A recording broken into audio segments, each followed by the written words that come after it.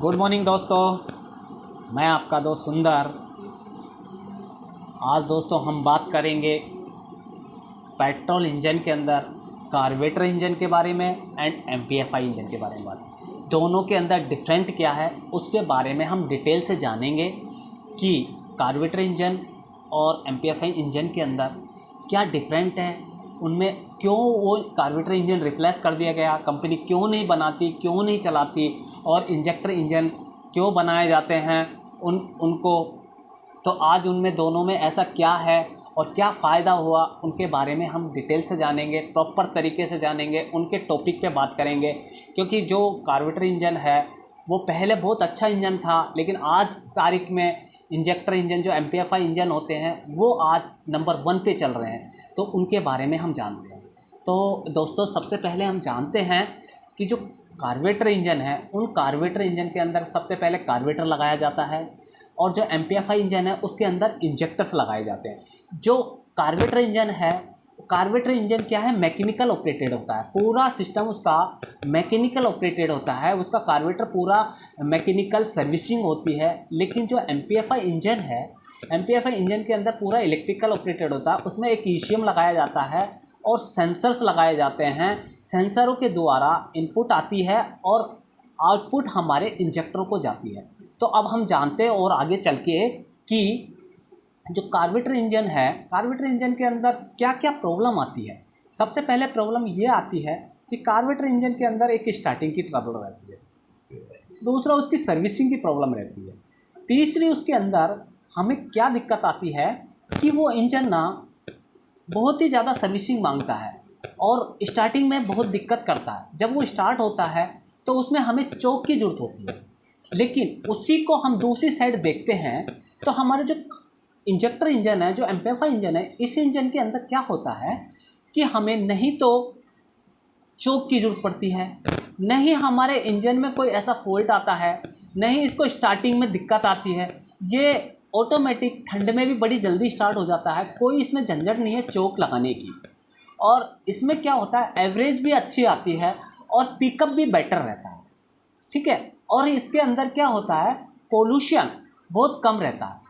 Petrol जो carburettor गाड़ी होती है उसके अंदर पोल्यूशन कंडीशन ज़्यादा रहती है, उसके अंदर माइलेज बहुत लोअर रहता है, सर्विस कॉस्ट ज़्यादा आती है।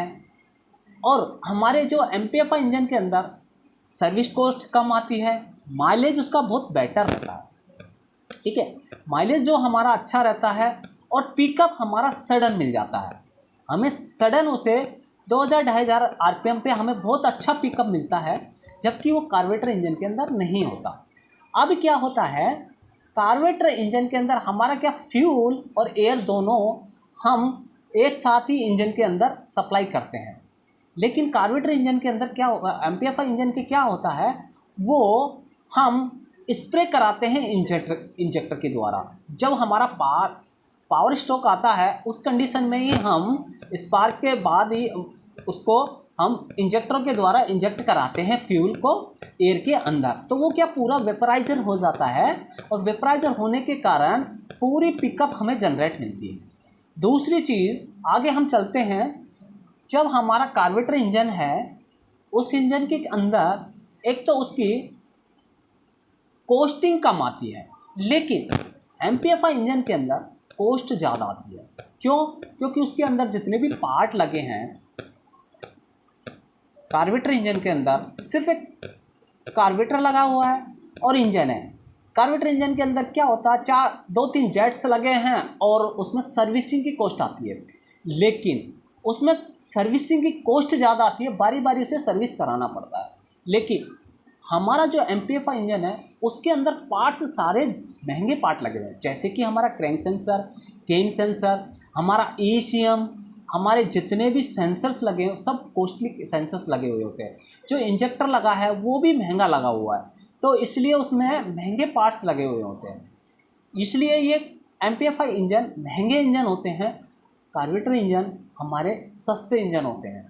इसलिए जो हमारी कार है, जो पहले कार्बोरेटर इंजन आती थी वो कम से 1.5 से 2 लाख रुपए सस्ती आती थी, लेकिन जो अब एमपीएफआई इंजन की जो कारें आती है वो महंगी आती है, 1.5 से 2 लाख रुपए महंगी आती है। लेकिन कार्बोरेटर इंजन के अंदर पोल्यूशन बहुत ज़्यादा होता था, CO गैस, नाइट्रोजन गैस, ये और जितनी भी हार्मफुल गैस थी वो ज़्यादा इंजन के अंदर निकलती थी। लेकिन MPFI इंजन के अंदर होता क्या है, इनको सबको चेक करने के लिए एक एक सेंसर लगाए गए हैं। वो सेंसर से हमें हमारे जो गैस के अंदर जो ख़राब गैसें निकल रही है उसे हम एडजस्ट करते हैं ECM के द्वारा और उसके फ्यूल की क्वांटिटी को लेवल रखते हैं। जब हमारा फ्यूल की क्वांटिटी लेवल रहेगी तो हमारा इंजन एकदम बैलेंस में चलेगा। इसीलिए कार्बोरेटर इंजन और MPFI इंजन में ये डिफरेंट आता है।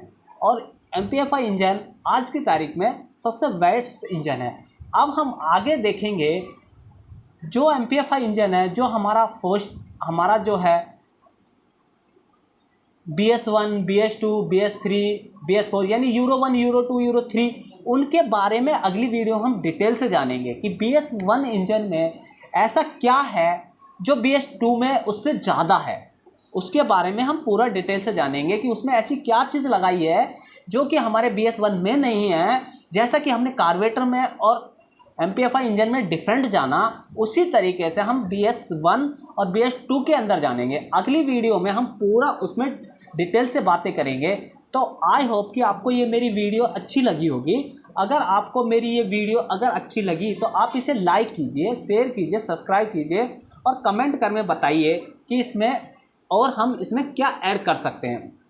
और मैं आपको अपने जितने फ्रेंड, जितने भी टेक्नीशियन भाई हैं, उन्हें आप इन वीडियो को शेयर कीजिए जिससे उनको भी कुछ पता लग जाए कि कौन सी चीज़ किस काम की है, क्या कर रही है, क्या नहीं करती। तो आप आगे अपने फ्रेंड लोगों को शेयर कीजिए जिससे उनको भी कुछ नॉलेज मिल जाए।